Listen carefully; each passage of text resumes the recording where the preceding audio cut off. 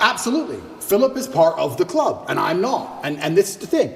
I'm a mentally resilient person, right? 14 months they've attacked me.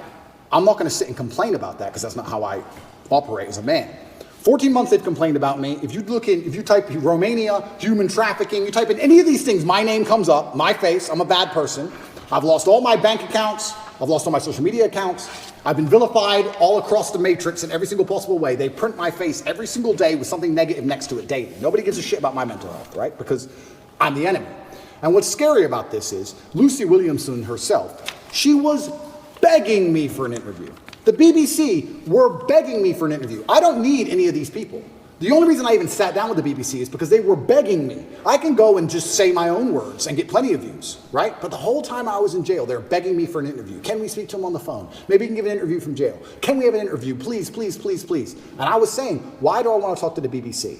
And the BBC were saying, no, we don't want to do a hit piece. We want to come across, we want to be impartial. This is what they're telling me. This is what they're telling me. We want to be impartial. We believe there's a side of the story that hasn't been told. We're really interested in some of the, let's say, what's the word? I don't want to get this wrong. Inconsistencies in the Romanian justice system. We're very interested in his side of the story. There's been enough hit pieces. We want to tell the other side. We want to hear Andrew Tate's story. And I said no, on repeat. Then they sent me a list of questions. I didn't even ask for a list of questions. That's not who I am. I don't have to script. I never ask for a list of questions. They sent me a list of questions. Here's what we're going to ask. It's about his mental health. It's about the Romanian justice system. It's about the fact he hasn't been charged. His liberty's been deprived. All this stuff. And I thought, well, that's kind of interesting. Maybe it's a bit interesting. And the Matrix is obviously printing lies about me. And these are some interesting questions from the Matrix for the first time ever. Okay. They walk in here all smiles and happy, all smiley faces trying to take me off guard. I already had my list of questions, right? It's all going to be nice and easy. I sit down, and they instantly attack me. They put the cameras on first, and they attack me, expecting me to stutter and make a fool of myself. It's kind of like they tried to sucker punch me. I'm in the club, and they're my friends shaking my hand, and they tried to hit me and knock me out. And this is the thing that's so amazing about it. Yes, I destroyed the BBC. But of course I did, because I'm smarter than all of them. But why should I have to rely on my wit and intellect to destroy BBC with their research team and their plan? Their deliberate plan to try and annihilate not only my credibility, but my life. They are trying to put me back in jail, these people. They're not dishonest. They're genuinely evil, and they don't give a shit. And so why should I even sit there and entertain them? I believe I could slip every single sucker punch they throw at me for the rest of human time. I could sit with any of these clowns, and no matter who they sit with their research team, whatever garbage they come up with, I'll make a fool of all of them. But why am I even entertaining them anymore? What's the point? That was the last chance I gave mainstream media. They lied for months to get that interview with me. Completely dishonest, head to toe. And like you said, they sit with Philip. Are you okay? Are you okay? We heard your mom's upset, that poor old lady. Maybe everyone should stop talking about it because his mom's upset. Let's not talk about it anymore because his mother's old. You're either part of the club or you're not. You have to sell your sanity nowadays. If you sell your sanity, you're afforded protections. That's the reality of it, because if you're a sane thinking person, you don't buy their bullshit. And that's what upsets them.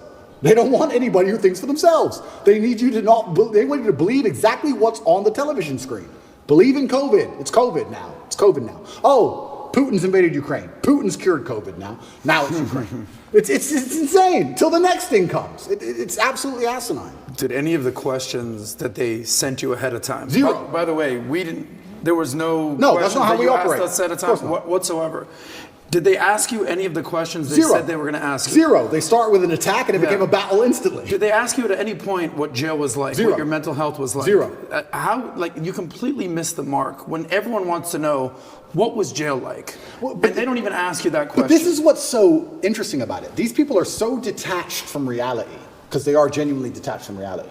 They think that finding a video I made 8 years ago, a 4-hour speech I made 8 years ago, and finding one line of it without context that can be misconstrued, they think that sitting down with me and saying that to me is an aha moment. Nobody cares. Because you're taking it out of context, one. And I said you're taking things out of context. She goes, I'm not taking it out of context. I said, if you're presenting it without context, that's taking it out of context. That's what it is. You're lying by omission.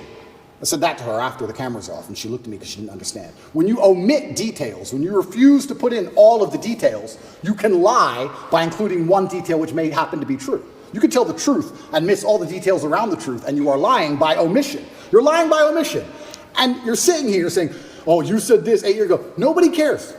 Because they know me, and they know I didn't mean it in that way, and they know it's taken out of context, and they know that it's an old video on the internet, and it's not even an aha moment they think it is. But they just want to sit with you for an hour, attack you and attack you and attack you, wait for you to make one mistake. If I would have stuttered or made a single mistake, that's the only 3 minutes they would have shown. That's all they want. They want that 1 hour, then they take the little bit. With me, they cut it down to 12 minutes, and they look terrible in all of it. But if I would have made a single mistake, it would have been the only bit they shown. That's all they care about.